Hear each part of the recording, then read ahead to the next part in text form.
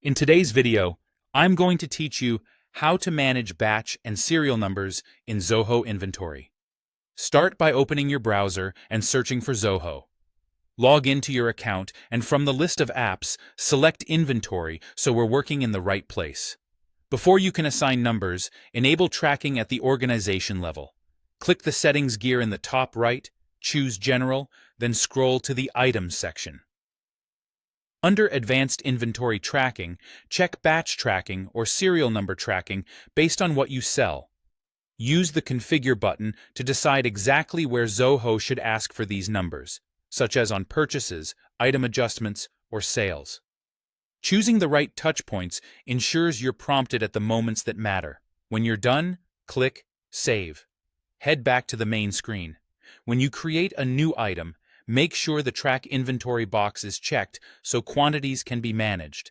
In the Advanced Inventory Tracking area for the item, choose Track Batches or Track Serial Numbers. Batches are ideal when units move together and share dates, like food, pharmaceuticals, or paint. Serials are perfect when each unit is unique, like laptops, tools, or medical devices.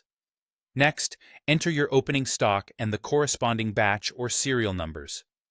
For batches, record the batch identifier and the quantity in that batch. Include dates if you use them in your process. For cereals, list each cereal exactly as it appears on the product to avoid duplicates or typos. This step sets a clean starting point for valuation and reporting. Click Save.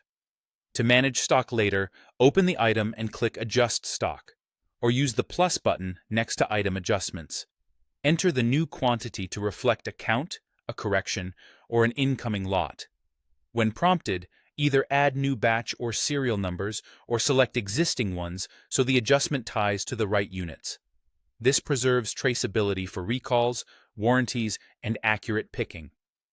Enter the cost price for the adjustment so your inventory valuation stays correct, then click Save. That's the workflow. You logged in, opened inventory, enabled tracking, created items with batch or serial control, and adjusted stock while keeping every unit traceable. Keep names and formats consistent, scan when possible to reduce typing errors, and review your configure choices if you're not being prompted at the right time. Thanks for watching, and feel free to pause and follow along as you set this up.